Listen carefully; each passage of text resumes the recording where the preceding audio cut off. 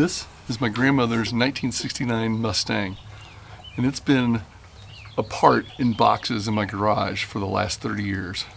Finally brought it back to life. What's up? It's Chuck from Freaky Things, and I am going to share the story of this guitar right here. This is my grandmother's 1969 Fender Mustang competition, and here is how I came about having this. She had a couple of guitars. She had a old, like 1938 Gibson that I have, and a Mosrite, I think it's a 65, that I've played before. This one was kind of the guitar that we were allowed to play when we were kids.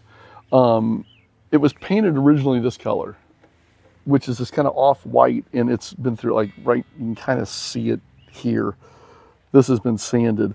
And the neck, headstock too, was the same thing. It was like this off-white. So I never even knew it had a Fender logo on it.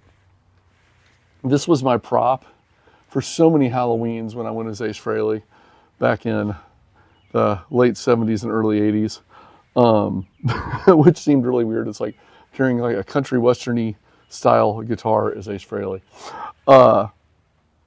which was kind of funny. But when I started playing guitar, she let me have this one. I remember putting a big sticker across it here. Remember, none of this was here. It was all white paint, no Fender logo, anything. And it was just kind of a beater guitar, to be honest with you. I kind of liked the way it played, but it didn't have a whammy bar. It wasn't a metal guitar. And I tried to make it look a little punk rock, but it ended up being bad. And then I tried to custom paint it with an airbrush, and that turned out to be just god-awful. So sometime in the mid-90s, I peeled the sticker off, and with it came a bunch of the original paint. I was like, oh man, a little bummed. And what was under it was the silver stuff, which you can still kind of see right there. And I tried sanding it down, and I couldn't get through it. And some of the paint was just like it's still just kind of, it'll flake off. I bet I can get a piece off here. And it's just kind of like, and I think it's a silver primer. I didn't know what it was. I didn't know if it was grounding. I didn't know if it was like just a primer that kind of added a shimmer to something. But needless to say, I didn't do anything with this guitar. Over the many years, I've lost the tremolo. I lost these 3 weeks ago, along with the tuners. I lost literally 3 weeks ago. But I didn't have anything. And for a long time, all I had left was the back neck plate and the trim, and I don't know where they are. They're somewhere in this house, but I have no idea where. So I'm thinking 2014, no, it's probably like 2017, so I did it out here. We hadn't moved in this house yet. So it's probably 2018 or 19. I decided I'm going to try to start doing something with this guitar. Because I'd taken it to a few people to see if they wanted to try to do it for me, and either it was going to be really expensive or they just didn't want to touch it. So I got online and started looking at some stuff, and so I started sanding, and it was a pain in the butt, and I didn't have a power sander. So eventually, I sanded enough that, it's like some of the paint is it's just really weird. But I got to the original orange stripes, and I was like, oh my God, that's I didn't realize that this was in there. So that kind of got me really curious, and I kind of stopped. And then I started thinking, I wonder if there's anything under here. And I could not get this paint off to save my life. And somebody had suggested using a heat gun with a little, kind of like a screwdriver or something. Well, that's what I did, and it worked great trying to get some of this paint off. But man, I got to that Fender logo, which I was not expecting, and it started to melt. And once that happened, I just stopped. And this is all that's left of it.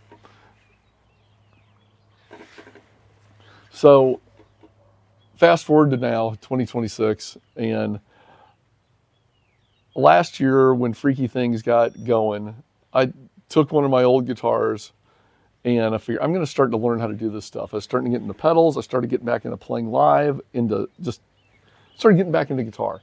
And I hadn't ever really learned any of this stuff myself. I painted, which awful paint job, but it's what it is. One of my BC Rich gunslingers. It's that purple glitter one. And I changed the pickup on it. One pickup, one volume knob. I've never soldered anything in my life. So I figured this is the best way to learn how to solder. It's the easiest. You can't, like, it's one pickup and one volume knob. That was it. And I still managed to screw it up. I eventually got it. It works. I love that guitar. So I had heard that Mustangs were a pain in the butt. I went and bought all the parts, bought everything, and I took the tuners off to kind of sand this down some more because it was like blue, and I just wanted to get rid of it. I just didn't touch where the fender was. And I ordered a pickguard, ordered the tremolo, the back plate, switches, the whole bit. And I put it together, and oh my God, it worked. It worked.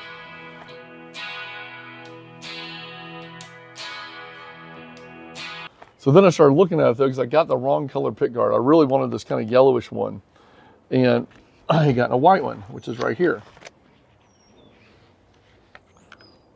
And I left the original switches in here. So this was my second soldering job right there, which actually I think I did pretty good for like my fourth time ever soldering anything.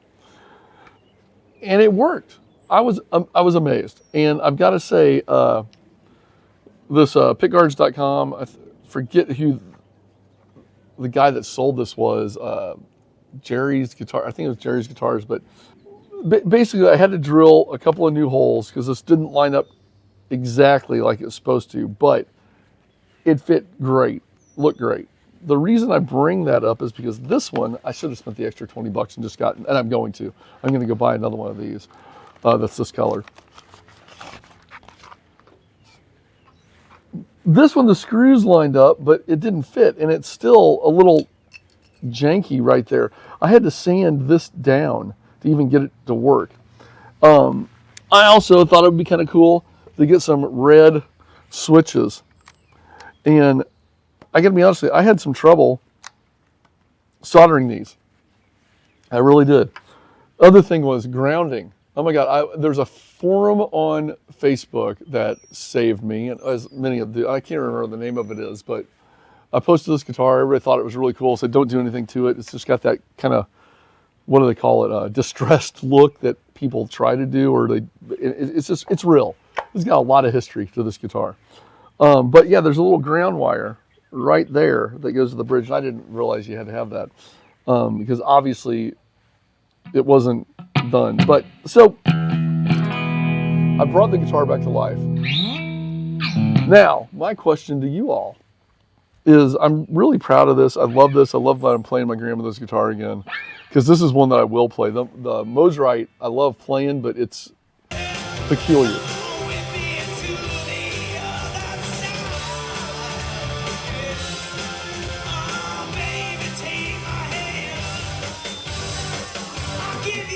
This one though, it's just, it feels like a really cool guitar. I always remember I love the neck on this. Well, okay, so here's a couple things. Put it all together.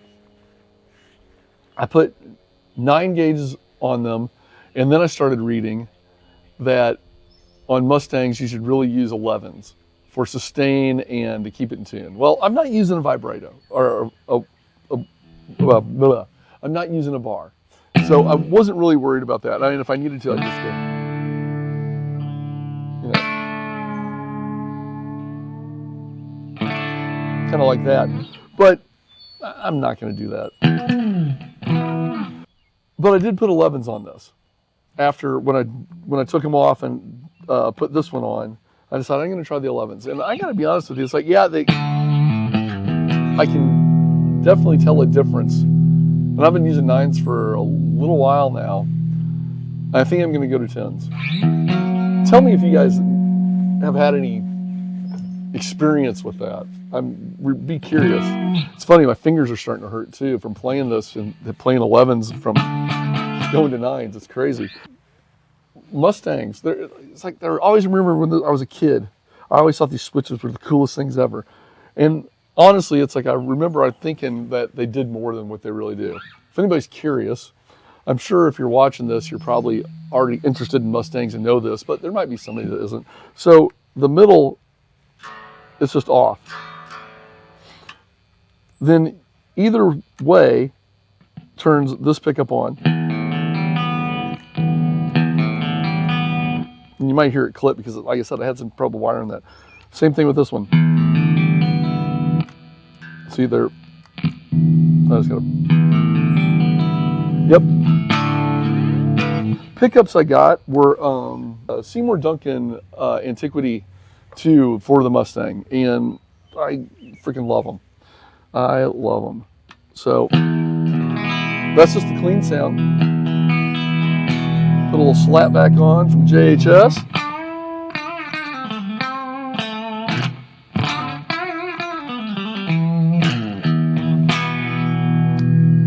Oh, and then if you do that, that's both of them on. But the cool thing is, if you put them in like that, it's out of phase. And it's got that honky sound.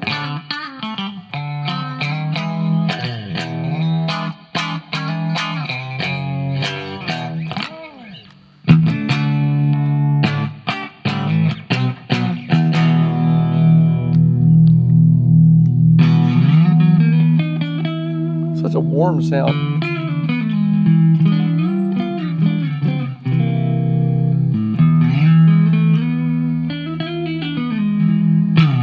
And that's the other thing. I put this together, screwed the neck back on. It's been sitting in a box for years, not on this guitar. Just been sitting there. It's got a little chip in the back of it a little bit, but nothing is bothering me. And the only string that is not intonated is this one. It's a little flat, so I've got to kind of maybe adjust that somehow. Every other one was perfect. It played great. It was like, I don't have to do anything to this guitar at all. How cool is that? But I really wanted to show this off. It means a lot to me. I'm really enjoying getting into the electronics of guitars. I think that's really fascinating. Let's listen to this thing for a second.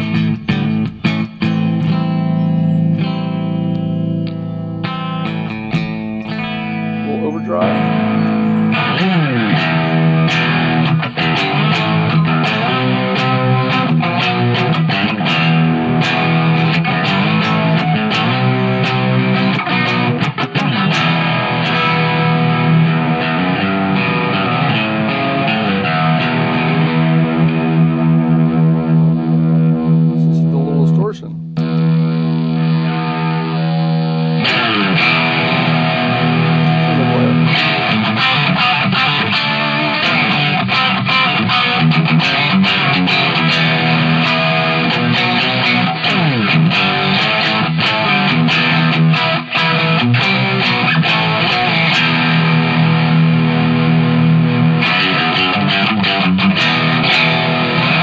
It is not a guitar for shredding. I will tell you that, but it is kind of, and these freaking strings, man.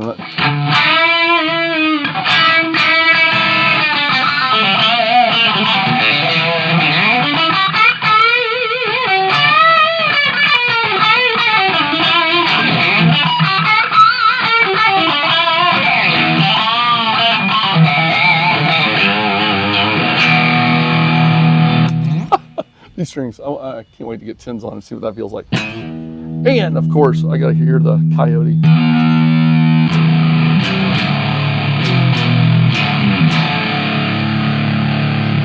So sludgy sounding. I love it. And of course, a little small clone.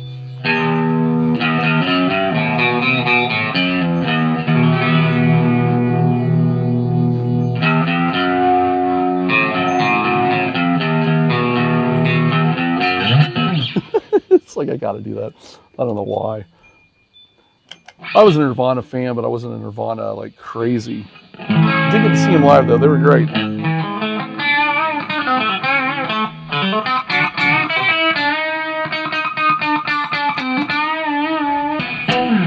I can totally hear the surf sounds on this. I don't know how to play a surf song, but